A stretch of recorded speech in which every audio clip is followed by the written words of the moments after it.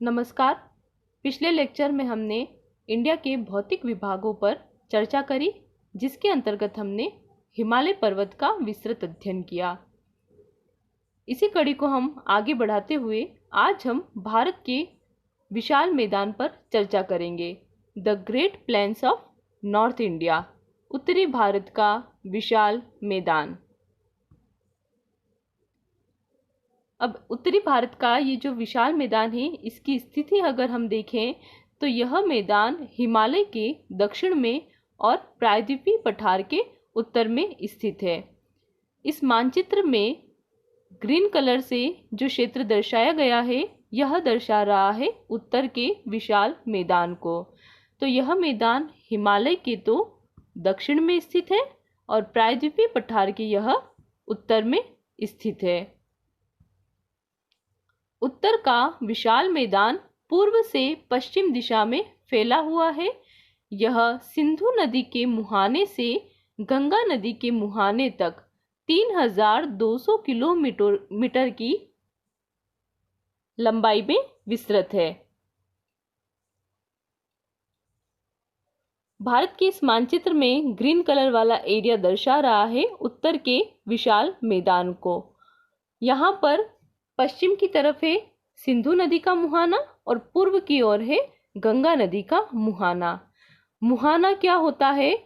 वह स्थान जहाँ पर नदी की मुख्य धारा किसी झील या समुद्र में मिलती है, उसे कहा जाता है नदी का मुहाना, माउथ ऑफ रिवर।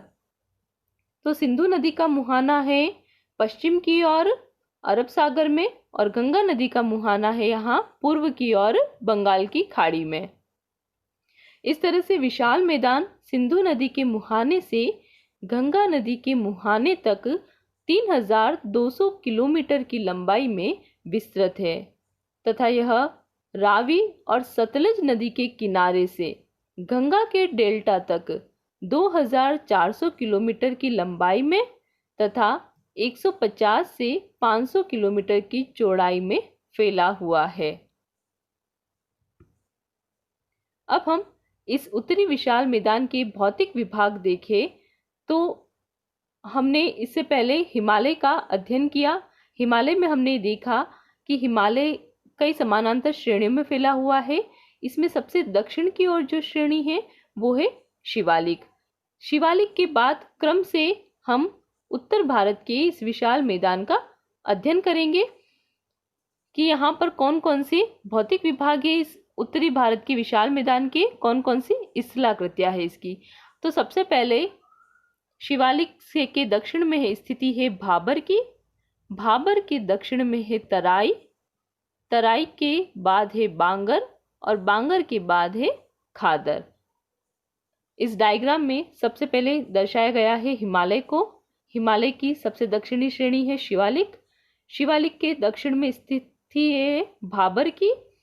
भाबर वह क्षेत्र है जहां पर कंकड़ और पत्थरों की अधिकता है। भाबर के बाद स्थिति है तराई। तराई के बाद है बांगर और बांगर के बाद है खादर।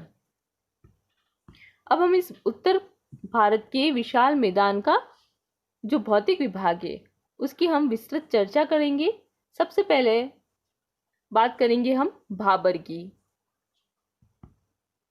यह शिवालिक के गिरिपथ प्रदेश में सिंधु नदी से तीस्ता नदी तक पाया जाता है।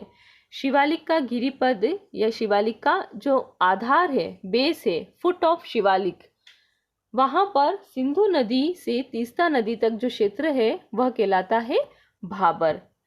भाबर 8 से 16 किलोमीटर चौड़ाई वाली एक संकरी पट्टी के रूप में स्थित है। गिरिपथ पर स्थित होने के कारण इस क्षेत्र में नदियां भारी मात्रा में अपने साथ अवसाद लेकर आती है। अब उन अवसादों में पत्थर, कंकड़, बजरी आदि मलबा होता है, जिन्हें नदियां शिवालिक के गिरिपथ पर जमा कर देती है। क्योंकि पर्वतों पर नदियों का वेग ज्यादा होता है, इसलिए नदियां बड़ी मात्रा में कटाव करती है। पर्वतों से निकल करके जब यह मैदान में प्रवेश करती है, वहां पर इसकी जो नदियां हैं, नदियों की गति कम हो जाती है, नदियों का वेग कम हो जाता है, जिस कारण से नदियों के साथ लाया गया मलबा आगे नहीं बढ़ पाता है। क्योंकि नदियों के वेग में कमी आ जाती है, इसलिए नदियों के द्वारा लाया गया जो भारी मलबा होता है, बड़े पत्थरों के जो टुकड़े होते हैं, वो आगे नदी के द्वारा और नहीं बढ़ाए जा सकते, इसलिए उनका सबसे पहले जमाव हो जाता है। तो भाबर वाला ये जो क्षेत्र है, क्योंकि ये शिवालिक के गिरिपथ पर ही स्थित है, इसलिए नदियां शिवालिक से निकल करके जैसे ही इस क्षेत्र में प्रवेश करती है, तो वह अपने साथ लाए गए पदार्थों का, जो कि बड़े पदार्थ होते हैं, उनका जमाव इस क्षेत्र में कर देती है। अब क्योंकि नदियों के द्वारा लाए गए बड़े पदार्थों का यहाँ जमाव होता है, जैसे कि पत्थर, कंकड़, जिस कारण से यहाँ पर पारगम्य चट्टानों का निर्माण हो जाता है। अब पारगम्य चट्टानों के निर्माण होने के कारण इस क्षेत्र में पहुंच करके जो छोटी छोटी नदियां हैं, वह भूमि के अंदर प्रवेश कर जाती है, क्योंकि यहाँ पर पारगम्य चट्टानों की प्रधानता हो जाती है। इस कारण से छोटी नदियां भूमि के अंदर प्रवेश कर जाती है और धरातल पर उनका बहाव समाप्त हो जाता है। इस तरह से धरातल पर यह नदियां समाप्त हो जाती है, अदृश्य हो जाती है, और नदियों का बहाव कहाँ होने लग जाता है? भूमि के अंदर होने लग जाता है। तो यह इस भाबर प्रदेश की विशेषता है। क्योंकि यह क्षेत्र पत्थर और कंकड़ों से बना हुआ है, इसलिए यह क्षेत्र कृषि के लिए ज्यादा उपयोगी नहीं है। भाबर के बाद अगला क्षेत्र है तराई। इस डायग्राम में आप देख सकते हैं, भाबर के दक्षिण में तराई की स्थिति है, तो यह भाबर के दक्षिण में उसके साथ साथ फैला हुआ है। तराई भाबर प्रदेश के दक्षिण में साथ साथ फैला हुआ है। इसकी चौड़ाई 20 से 30 किलोमीटर है।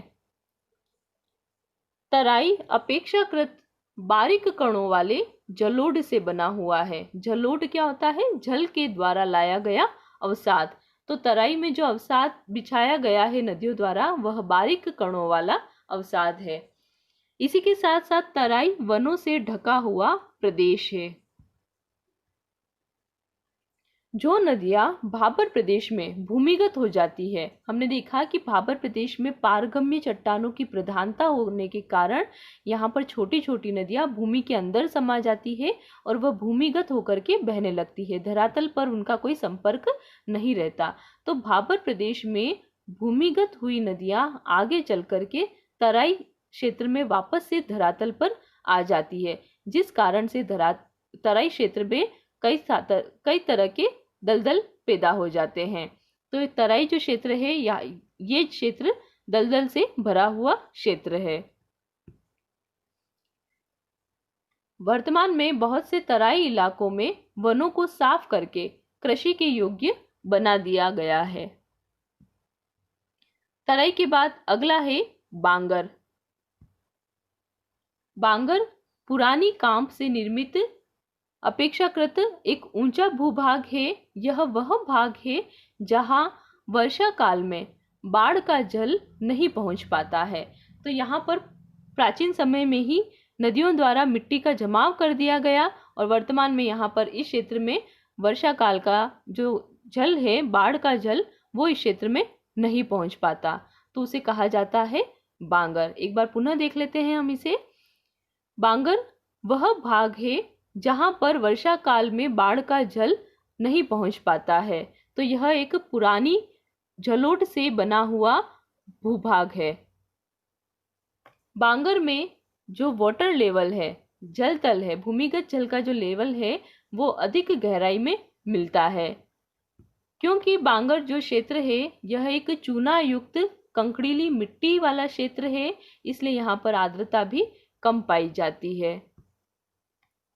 पंजाब और उत्तर प्रदेश में बांगड़ भूमि का अधिक विस्तार पाया जाता है। बांगड़ के बाद नेक्स्ट है खादर। खादर प्रदेश वह नीचा भाग है जहां नदियों की बाढ़ का जल हर साल पहुंचता है। तो यहाँ पर नदियों की बाढ़ का जल हर साल पहुंचता है। अब हर साल पहुंचने के कारण क्या होता है कि नदियों के द्वारा जो लाई गई मिट्टी होती है, वो हर साल यहाँ पर बिछ जाती है। प्रतिवर्ष नदियों की बाढ़ का जल नवीन मिट्टी लाकर के यहाँ पर बिछा देता है, इसलिए नवीन जलोढ़ द्वारा खादर निर्मित होते हैं।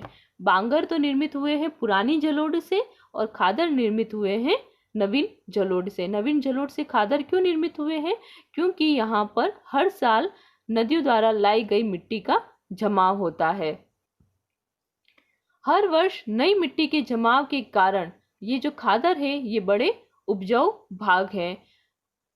अब क्योंकि ये उपजाऊ भाग है, इसलिए खादर जो क्षेत्र हैं यह कृषि कार्य में महत्वपूर्ण भूमिका निभाते हैं।